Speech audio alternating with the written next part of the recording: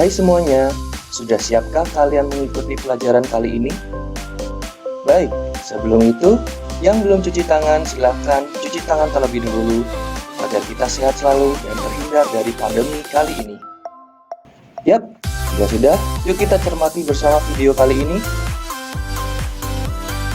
Video kali ini, kita akan memahami tentang pengaruh perubahan dan interaksi keuangan terhadap kehidupan di negara-negara ASEAN. Pengaruh ini terbagi menjadi 4 bagian penting. Yang pertama, perubahan ruang dan interaksi antar ruang akibat faktor alam. Kedua, pengaruh perkembangan ilmu dan teknologi terhadap perubahan ruang. Ketiga, pengaruh perubahan ruang terhadap kehidupan ekonomi.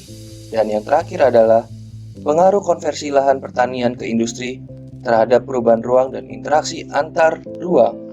Perubahan ruang dan interaksi antar ruang akibat faktor alam. Dalam hal ini, dipengaruhi oleh beberapa faktor, antara lain. Yang pertama adalah faktor iklim, faktor geologi, dan faktor ketersediaan sumber daya alam. Dari faktor iklim, secara astronomis, lokasi negara ASEAN yang dilalui oleh jalur khatulistiwa memiliki pola arah angin yang berganti setiap 6 bulan sekali. Perubahan pola arah angin tersebut dinamakan dengan angin muson timur dan angin muson barat. Angin muson timur adalah angin yang terjadi pada bulan Mei sampai September, berhembus dari benua Australia.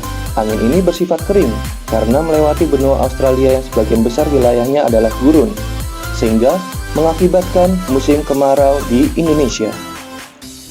Angin muson barat adalah angin yang terjadi pada bulan Oktober sampai April.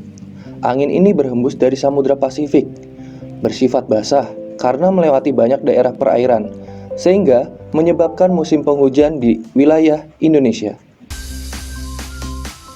Negara-negara ASEAN terkadang mengalami perubahan iklim yang tidak terprediksi, sebagai akibat adanya perubahan pola penggunaan lahan dan perilaku manusia yang menimbulkan pemanasan global. Bencana yang diakibatkan dari faktor alam antara lain badai Hainan di Filipina tahun 2014, kebakaran hutan di Sumatera tahun 2015, serta kekeringan parah di Nusa Tenggara Timur. Faktor geologi. Secara geologis, negara-negara ASEAN berada di daerah tumbukan lempeng. Tumpukan lempeng benua tersebut identik dengan kemunculan gunung berapi. Rangkaian gunung berapi di kawasan Asia Tenggara dikenal dengan Sirkum Pasifik dan Sirkum Mediterania. Pergerakan lempengnya bertumbukan dapat mengakibatkan bencana gempa bumi. Jika peristiwa pertumbukan tersebut terjadi di daerah laut, dapat mengakibatkan bencana tsunami. Contohnya adalah tsunami Aceh tahun 2004 yang hampir meluluhlantakkan hampir seluruh wilayah kawasan ASEAN. Faktor ketersediaan sumber daya alam. SDA hayati dan SDA non-hayati dapat dijumpai di negara-negara ASEAN.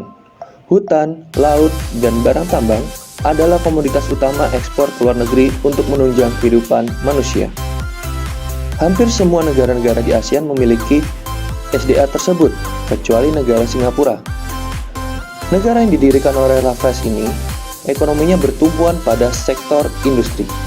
Pengaruh perkembangan iptek terhadap perubahan ruang terbagi menjadi dua. Yang pertama adalah perkembangan transportasi, serta perkembangan teknologi dan komunikasi. Perkembangan teknologi transportasi membawa perubahan aktivitas manusia yang berakibat pada perubahan tata kehidupan.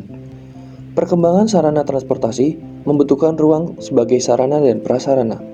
Semakin banyak alat transportasi di darat, laut, udara, semakin banyak pula pembangunan jalan, terminal, bandara, dan dermaga pelabuhan. Pembangunan tersebut mengubah kondisi wilayah di suatu negara. Lahan-lahan produktif seperti hutan, sawah, kini digunakan untuk membangun sarana tersebut. Beberapa negara di Asia Tenggara sudah menerapkan rekayasa lalu lintas transportasi. Contohnya yaitu di Singapura dan Thailand, yang kini sudah membangun jaringan transportasi bawah tanah. Pengaruh perubahan ruang terhadap kehidupan ekonomi. Adanya kerjasama ASEAN mendorong tatanan kerjasama dalam bidang ekonomi. Kegiatan produksi dapat dipasarkan dengan mudah ke negara lain. Kegiatan distribusi seperti ekspor-impor menunjukkan interaksi antar ruang. Kegiatan tersebut bertujuan untuk memenuhi kebutuhan konsumen di banyak negara. Pengaruh konversi lahan pertanian ke industri terhadap perubahan ruang dan interaksi antar ruang. Konversi lahan pertanian sering terjadi di negara-negara ASEAN dengan laju pertumbuhan penduduk yang relatif tinggi. Konversi terjadi terutama di daerah pinggiran kota ataupun area persawahan yang letaknya berdekatan dengan fasilitas umum, seperti dekat pasar dan lain-lain. Konversi lahan pertanian bersifat menular, artinya ketika satu petak lahan telah dikonversi, lahan pertanian di sekitarnya tersebut menjadi rawan dikonveksi. Adapun masalah yang ditimbulkan dari adanya konveksi lahan pertanian tersebut, antara lain, lahan pertanian berkurang. Kemudian lahan pertanian di sekitar industri berpotensi terkena imbas pencemaran. Lalu konversi lahan itu menular yang mengancam lahan pertanian. Adapun dampak negatif konversi lahan pertanian antara lain, yang pertama adalah luas lahan pertanian semakin berkurang, petani dan buruh tani kehilangan mata pencahariannya. Hilangnya lahan ruang terbuka hijau, yang terakhir adalah berkurangnya lahan resapan air. Jika Anda belajar hal baru kali ini, klik suka video ini dan bagikan ke temanmu. Sampai jumpa di video berikutnya.